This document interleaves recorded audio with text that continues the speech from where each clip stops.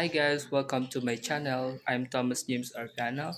Today we're talking about malnutrition in the Philippines. Ano nga ba ang malnutrition at saan ba ito nakukuha?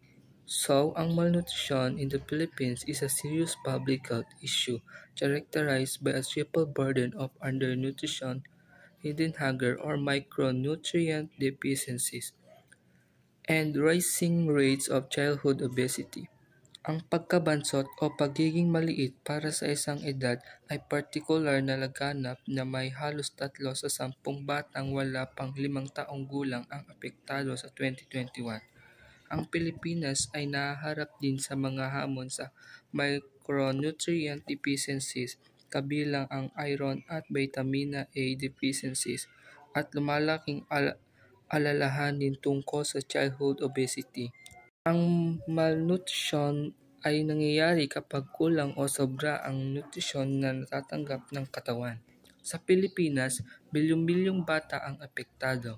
Ayon sa UNICEF Philippines ay halos nasa 30% ng batang Pilipino ay stranded o kulang sa tangkad.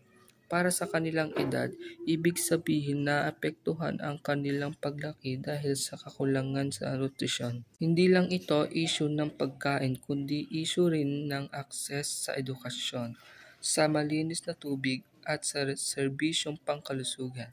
Ang ibang bata ay kumakain lang ng 1 beses sa isang araw. Ang iba naman puro instant food ang kinakain na walang sapat na sustansya. But undernutrition is not the only problem. Obesity or being overweight is also becoming more prevalent due to poor diet and lack of exercise. Good news, meron namang mga solusyon.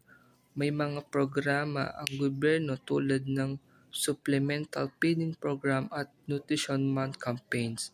Pero higit pa rito, mahalaga ang partisipasyon ng bawat pamilya sa paghahanda ng masustansyang pagkain at sa pagtuturo ng tamang pagkain sa mga bata. Simpleng pagtuturo ng wastong pagkain, makakatulong na tayo sa paglaban ng malnutrition. And that's it. If you found this helpful, don't forget to like, comment, and share. Bye-bye!